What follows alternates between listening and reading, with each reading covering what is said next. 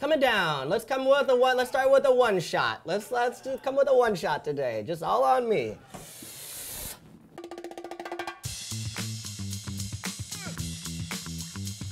What's up, guys? Calen Carr here, and this is This Week in MLS. Of course, no Susannah Collins today. She's shooting BTW. Her show is blowing up. She's left me lonesome.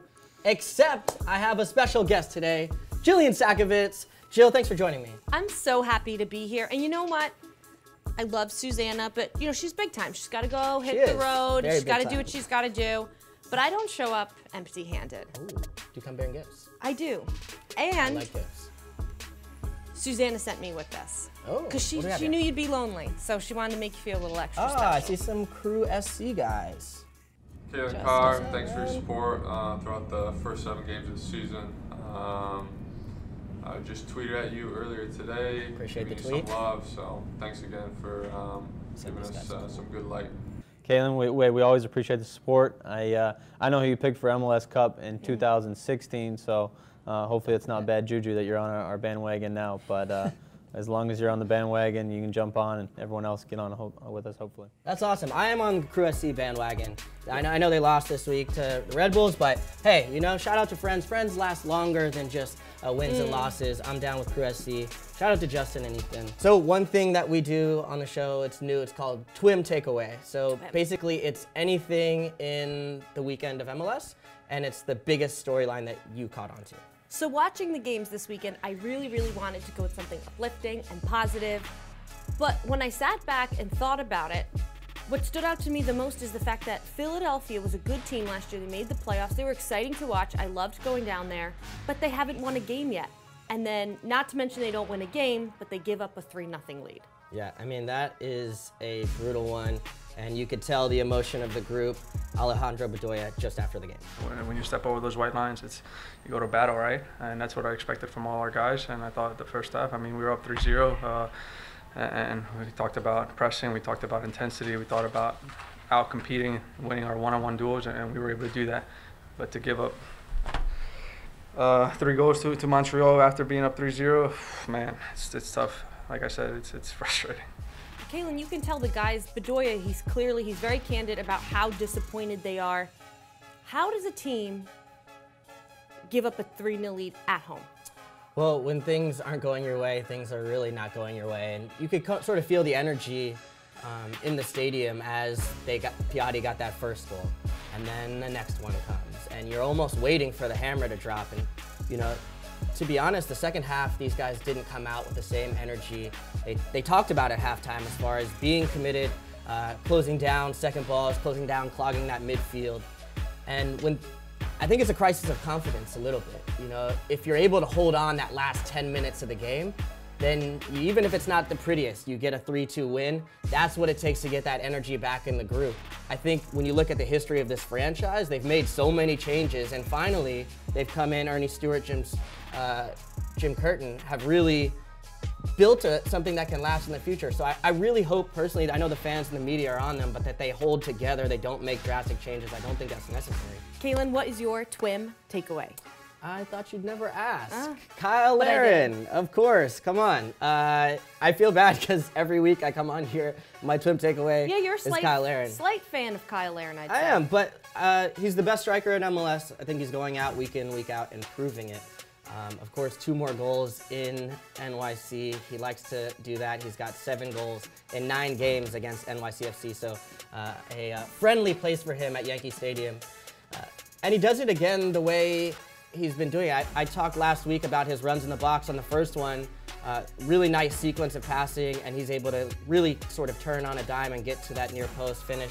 And then the second one, Rodney Wallace, he's all over him, right? You don't want to give him any space, but that actually works against your favor with Kyle because he's so big that he enjoys that contact, knocks the guy off, and just dunks on him.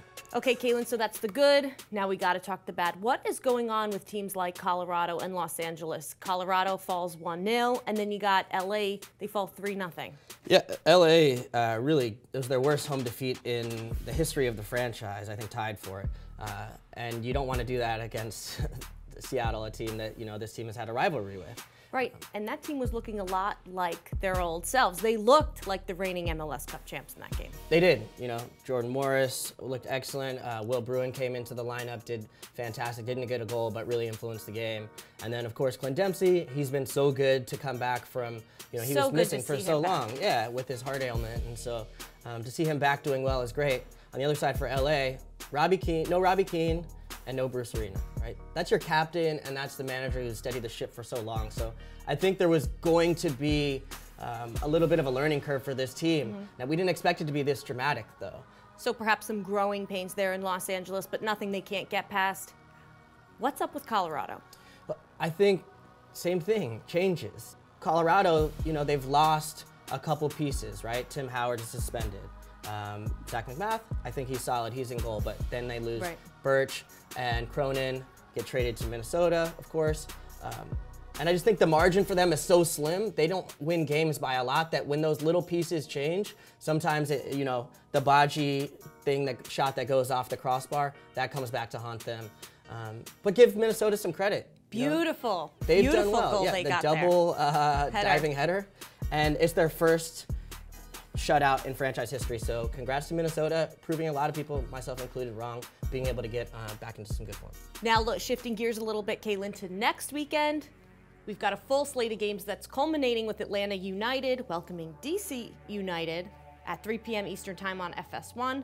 Speaking of those two teams, who knows? We may be seeing some of them in Chicago on August 2nd as the MLS All-Stars take on Real Madrid. Which leads right into some fan comments. Felipe Lopez said, "You guys should talk about the best players that could be on the MLS All-Star team versus Real Madrid." I like to do more of the unsung hero All-Stars, you know? I wasn't a big DP star or anything like that. The underdogs. Yeah, the underdogs. So I've got a couple guys on my list, Justin Miram being one of them, even though he's not much of an underdog for long if he keeps scoring goals like this. Joe Bendick, we talked about Orlando City SC, and he deserves a ton of credit. He comes up with big saves and timely ones when they need him, so I'd like to see him on. And then Ike Opara. I think he should be on. They've only given up 3 goals all season. SKC, of course, they lose to FC Dallas over the weekend, but who hasn't, right? That is true. Who hasn't lost to FC Dallas? But Ike for All-Star. Let's start another campaign for that. He's one of the bigger and better personalities in the league as well. What else do we have? Let's see. We've got another one from, where is he at? Christian Murillo. Can you explain how Toronto FC are doing so bad from Stephen Fry, finger away from glory to 9th place? We did this last week with the Red Bulls, where are you trying to say they're not watching? Well, people were complaining, being like, why are we so bad? I think that's part of being a fan, of course. But maybe that's good luck, because Toronto FC looks like the MLS Cup team that they were last year. And one Sebastian Giovinco. Oh my, he was back doing it. We've got one more. This one comes from Matt Peterson. Do y'all, I'm getting this as a Texas. Yes, could it be? Matt Peterson says, do y'all think that FC Dallas's inability to finish games as of late is cause for concern? Their inability to finish, I don't think is going to hurt them at all. Mainly because they haven't lost. Yeah, they haven't lost. They've been very solid throughout, and they get goals from different sources. It's not just one guy. So they get a goal from the left back. Who's the left back? Chris? Figueroa. Thank you. That's our shout out to our producer Paul. I forgot Figueroa with the goal, and what a finish at that. I think that matchup against Sporting Kansas City is 2 of the better teams in the Western Conference. So a big win for Dallas, and look, like you said, they just seem to be able to get on top of teams, especially the better teams. In close games, they find a way to win. Okay, Jill, so now it's time for the Twim Trifecta. Yay! And being the guest on the show, we will let you start us off. Thank you. Okay, the 3 I'm going with is first, Atlanta's attack. Flying, doing really well. Their goal differential's the best in league. It's at 9, averaging 2.5 goals a game. They come out and they beat RSL 3-1. You know, we saw Minnesota win 1-0, but it's really impressive, I think, to see a team like Atlanta have a 3-1 win. A few weeks ago, they had a 6-1 win over Minnesota. But their attack is flying. Yeah, they can get going on the counter, especially. So fun to watch. And without Joseph Martinez, who has 5 goals on the season, probably their best striker, if you take your best striker out of any team in MLS, not many teams can continue to sustain that type of goal output. So that part is especially impressive. Okay, next, only because I'm a little bit worried, I'm doing Diego Valeri. He has to be stretchered off, in the 80th minute there in that nice Cascadia when Portland had 2-1 over Vancouver. An apparent hip injury. Caleb Porter said after the game that Valeri felt a pinch in his hip flexor. The good news is, though, Valeri did address the media after the game, standing up, talking, and said that he did feel better. Do you think we see him this weekend? Yeah, pinch in the hip flexor. What's that? I don't even know what that is. It's like I don't know if I've ever had a pinch. If it's a pinch, like, you can't go on the stretcher. That should be a rule. You know, come on, you gotta walk. Maybe you've never had this kind of pinch. I know. It sounds like it. Yeah. No, Valeri, I can guarantee you, is a lot tougher than I am, and I think he's such an important part for them. They'll also be getting Adi back, and I really think this Portland team is the best team in MLS so far. I really think so. Calen third, Sebastian Giovinco. It was great to see him. He was all over the place. 2 goals, a 3-1 win. Obviously, 85th minute, he gets subbed out, and I'd be skipping off that field, but yeah, I wasn't too happy. Not for Sebastian. Yeah, I know Taylor Twellman tweeted that he liked that. I think what he's saying there is he likes that competitive nature of not wanting to come off the field ever. As a teammate, I think it's a little bit kind of like, hey man, you're the man, we know it, we get it, you don't want to come off the field, we appreciate that intensity, but show some respect, you know, go shake your coach's hand, and, you know, honor the person that's coming on the field. Nobody's really going to care in that locker room as long as he keeps scoring goals. Everybody loves Sebastian, but I think, I don't know, maybe I'm old school, or I'm getting more old school as I get further and further away from the game. Old. But, you know, shake a hand, MLS walk off is the making field. you old. I know, right? Okay, let's transition. What are your 3? Trifecta. The first one's Nick Rimando. I've been seeing articles online saying, is this the beginning of the end for Nick Rimando? Is he past his prime? Is there about to be a transition where we don't see him anymore? You don't like that? I just think that's ridiculous. Okay. I really do. And part of it is the rationale behind it.